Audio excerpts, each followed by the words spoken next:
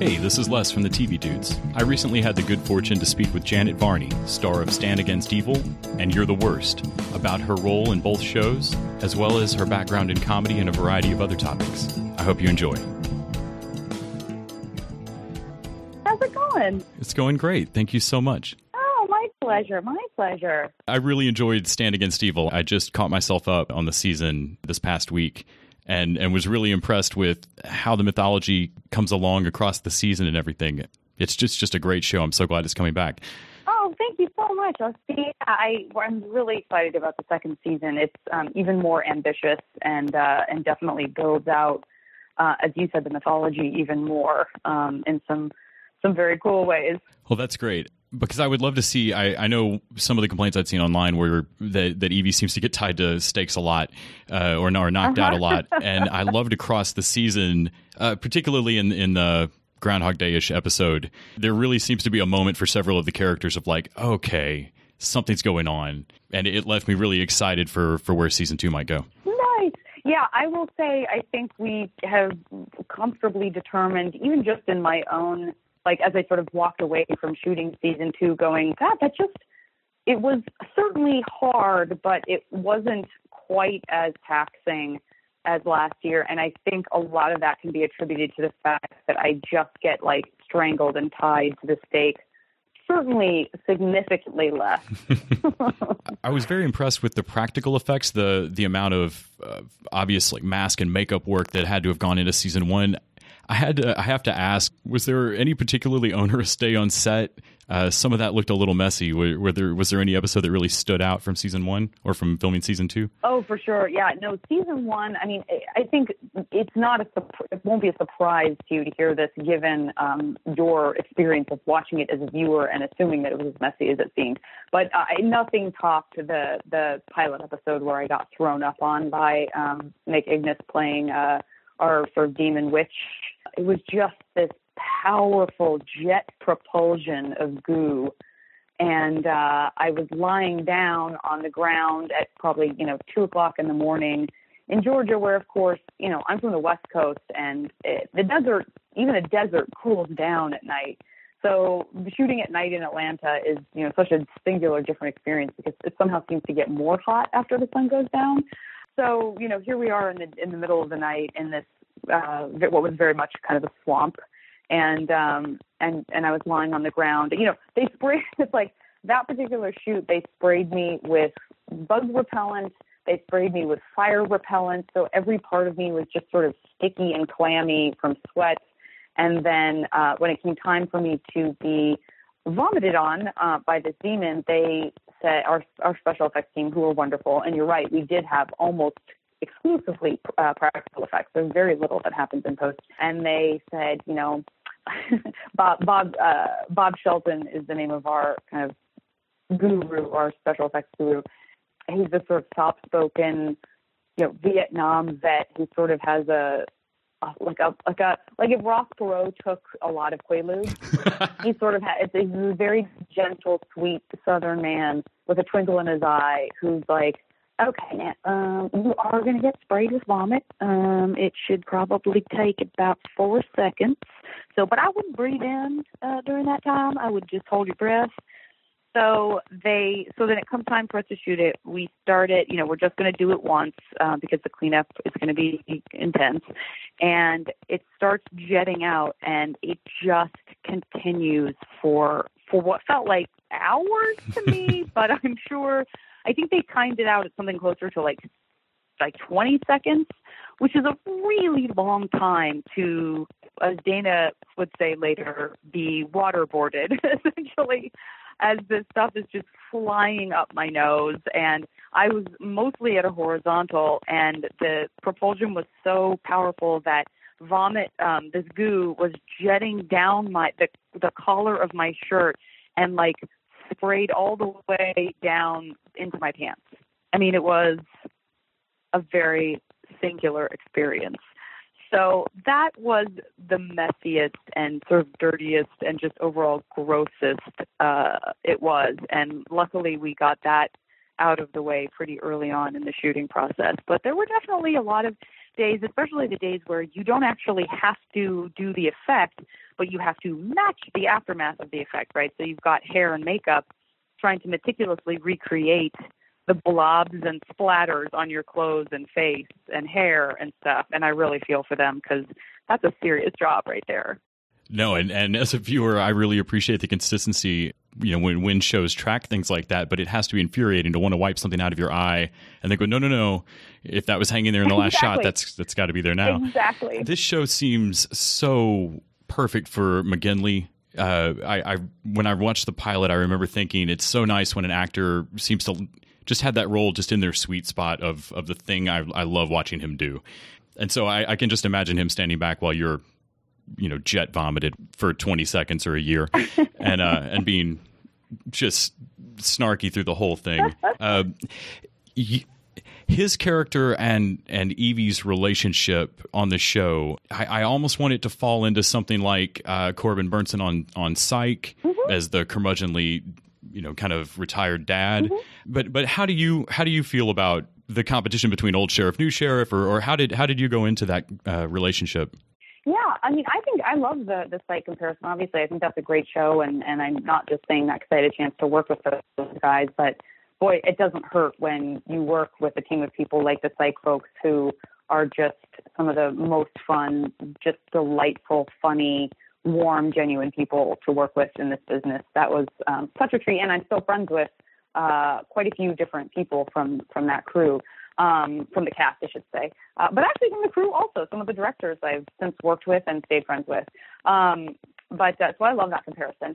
I think the funny thing, just to go back to what you were saying about Johnny and his character and kind of his, what we could imagine his experience were it be, in character as that's happening to Evie is so vastly different from how it is for the two of us as actors, because he is incredibly protective of me and so generous, and just, has become a dear friend.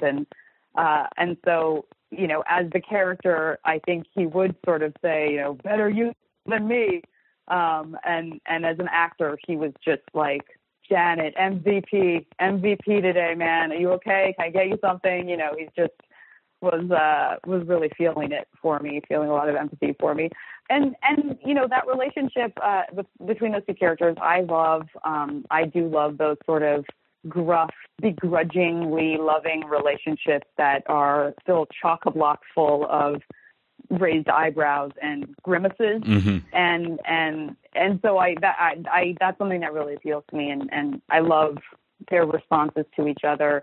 And one of the things I loved about season 2 is that relationship, of course, progresses further. And there are some really, there's a really big kind of emotional arc that Stan is going through, that Evie is very much affected by and therefore also going through, that does even more to put meat on the bone for what their relationship is, shaping out to be. And this sort of, father-daughter. I like to joke that I think Evie is the son he never had, but that, that sort of relationship that the two of them have is definitely going to expand and be challenged in a new way in season 2. Something that had initially reminded me of Psych particularly is that, like, Santa Barbara on Psych feels like a very particular place. I don't know if it's real for Santa Barbara, but within the bubble of that world, that town, you kind of know if you wandered through it. And part of that is the USA Channel aesthetic. And I feel that way about Stand Against Evil. Everybody in that town, both the way the characters are written, but also the actors' performances, it feels like everybody knows what show they showed up to make. Yeah. Everybody seems to be on the same page with the same kind of madcap humor to it. And I know that so much of that has to be editing and who's framing the shots and everything. How do you get aware, or how do you build that kind of rapport on set to kind of know what show you've got? Sure. Dana being the creator of the show and the showrunner who is there every moment of every part, unless he is, which doesn't even really happen that often, unless he's, for example, going into makeup to be Kevin, the gravedigger, but even that he keeps as short as possible so that he can be present for everything that we shoot. And he is such an amazing collaborator. He's just not a person who runs the ship as if he doesn't appreciate feedback, or as if,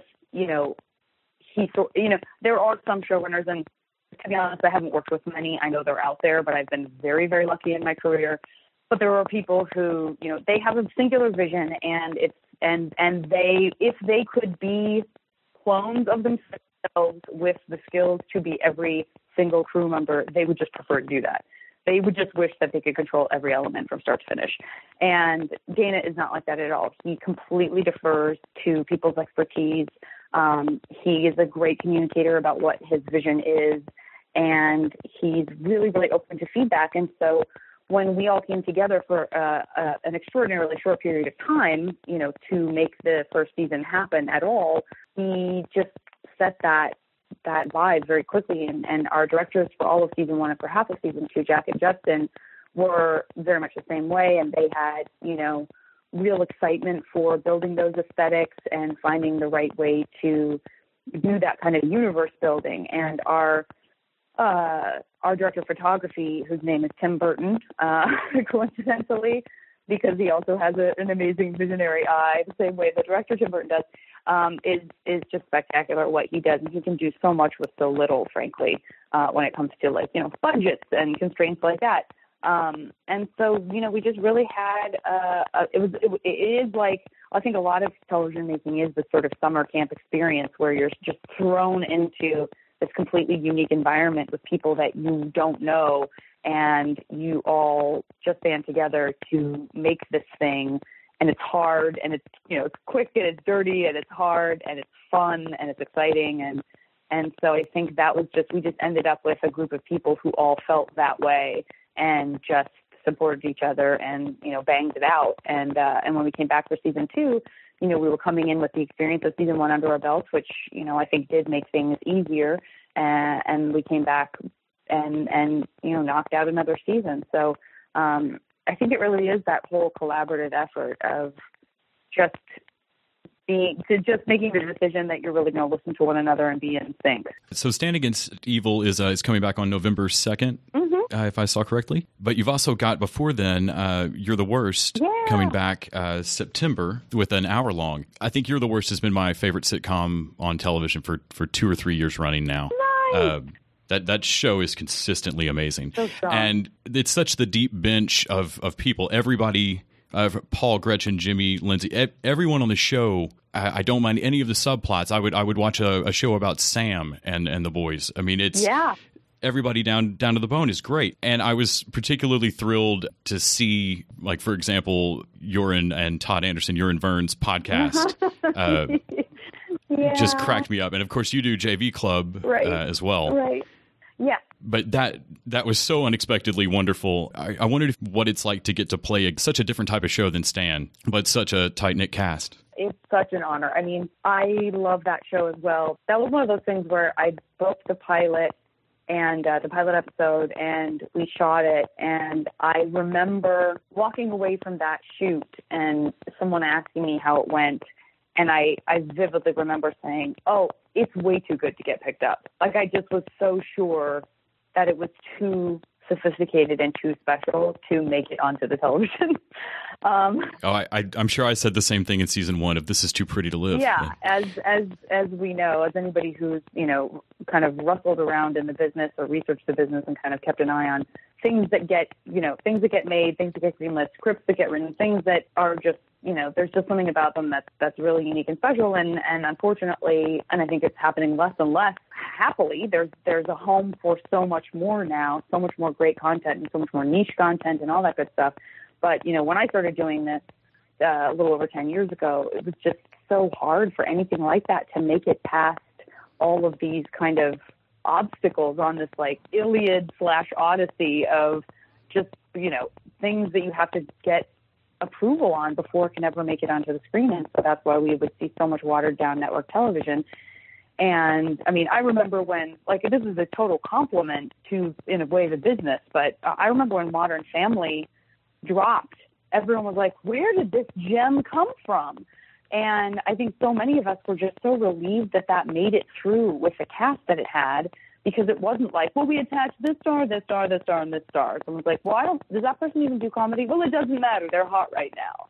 And just to have a show like Modern Family, and now I feel like that's just so common in the best way, where things aren't outliers as much anymore. But even with that said, I still felt that way about You're the Worst 4 years ago. I still felt like, oh boy, I don't know how this is going to ever make it through. And so when I got the call that it had been picked up, I kind of couldn't even process that information immediately.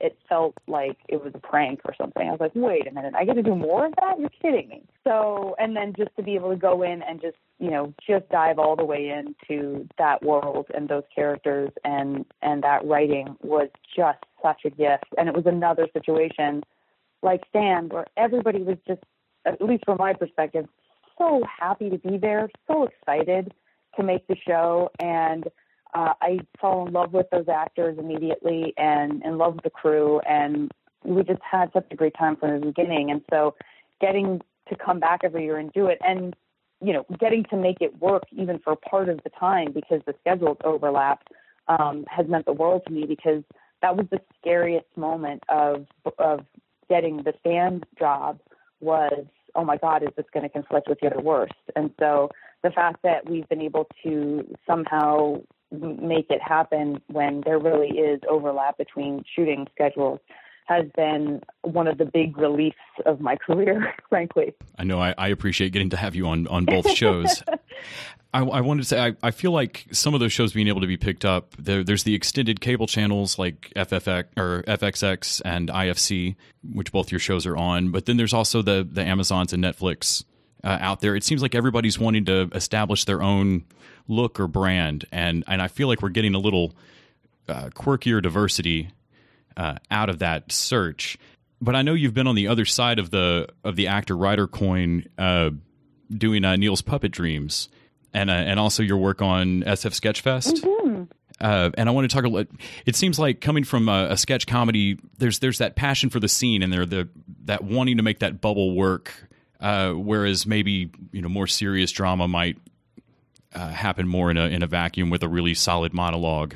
And I wanted to kind of ask, does that excitement, does that still hold even in scripted shows for you? Is that something that you try to get going on set? Yeah, I definitely think so. I think, obviously they're very, very different experiences, and especially doing improv is, you have that's the most opposite of something like, for example, with You're the Worst, the writing is extraordinarily tight and it's very, very strong writing. And so there is, minimal improvisation on that show. There might be some things that, happen here and there, but I think that's a show that is hitting those beats hard in a really great way. And so, and it also has the luxury now of having a little more time and money than they did when they started, because they've proven to be, a success for the network. And so we can sometimes sit on a scene for just hours and hours and hours, because there are, 7 people in the scene, and there are little micro scenes going on, and they want to make sure they get all this great coverage, and the editing is so tight, and they want to have all their options. And so that really is just the most polar opposite, at least in comedy, of what I do on stage at SF Sketchfest as an improviser, or, certainly the producing and writing side of it falls a little more in line with that. That's a little less ephemeral and a little more taskmaster and administrative oriented. But I do think that figuring out a way to take that sense of spontaneity and apply it to things that are, by their very nature, have to be a little less spontaneous is a really good way to keep a fresh perspective on even something like a 17-year-old comedy festival, where, at times you feel like, well, we've covered so much ground. Like, our dream list is not that it's not incredibly long, but a lot of the people that we love, we've had and would love to have again. And we still have, heroes that we have not had the opportunity to host yet, and lots of up and coming groups that we don't even know about yet that we'll find out about this year when they, apply, or someone tells us about them, or we scout, whatever. But I do think that once you've had that feeling of like the spontaneous joy of creating something on the fly, it is kind of addictive. And so you do try to infuse other things with that sensibility so that you're kind of staying on your toes, if that makes sense. Yeah. Well, I know that we're a little bit tight on time, and I wanted to ask one last question. Sure. So many of your roles are so iconic. I mean, you've been Cora. You've been on one of my favorite shows, You're the Worst. You've had roles on Entourage, and you're one of those actresses that whenever I mention your name, I always have to sort out how my friend will know you. They will. It's a matter of picking the role that jumped out to them for you. Was there ever something that you went for early on that you just swung for the fences but didn't get? Has there been a role that you really, really wanted that just went a different direction? Obviously, your career went fine. Oh, yeah. That's a great question. The only two things I can think of off the top of my head that I think I would have really enjoyed doing, which is funny because one of them now, I couldn't even tell you what the name of it was, and I don't even know if anyone saw it, but it's a compliment to, I take it as a huge compliment that it came down to me and one other person. By no means do I feel I would have had her career, and I, am friendly with her and have had her on my podcast, and I just think she's the bee's knees. But there was some movie that I came very, very close to about halfway into doing this. So 5-6 years ago, that it came down to me and Lizzie Kaplan, and I was like, you know what?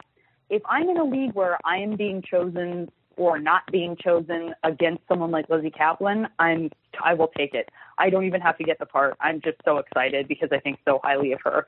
So those are moments where like even a loss feels like a success because it just seems so unreasonable to me that it would come down to her and me.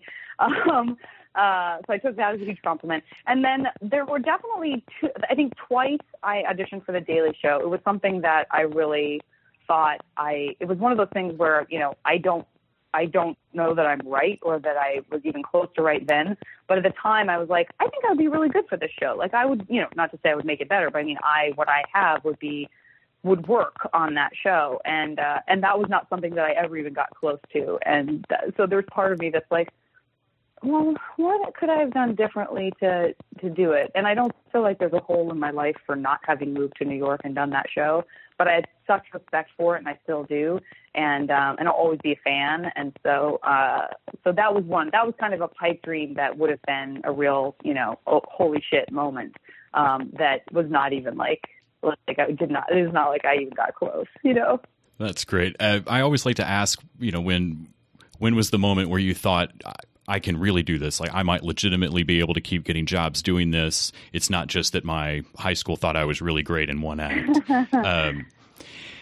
And so it's kind of nice sometimes to hear, where was the role where you didn't get it, but it still came away as that positive experience, like going up against, Lizzie Kaplan and going, even if I don't get the role, it affirms me. And you have to, and I think the more of those you can see for yourself if you're doing something like this, the more sane you will stay, because it's the least monetarily an actual job booking like ratio, kind of result oriented job in the world. Like if you're looking at your failures and measuring them against your quote unquote successes, if your only success is booking the job, you will be miserable. It has to be finding those moments where you got to know, but the no kind of needs to be some form of a yes to propel you forward, Yeah. I mean, otherwise you've got to find some enjoyment in between those. They're just too few and far between. Exactly. Well, thank you so much for your time. It has been absolutely wonderful talking to you. Oh my gosh, my pleasure, Les. We've got Stand Against Evil coming back on November 1st at IFC, and You're the Worst. Yeah, and there's a for anybody who hasn't watched season 1, there's going to be a marathon on Halloween of Stand Against Evil. Wonderful. I think it's also, if you have cable provider, I think it's still up on IFC.com as well. Oh, nice. Excellent. And then September 6th, You're the Worst, coming back with an hour long on FXX, which, again, if people aren't caught up in You're the Worst, I don't even know what you're doing with your life. Thanks, Les. Well, thank you so much for your time. I really appreciate it. No problem. Take care. Tell Randy I said hi.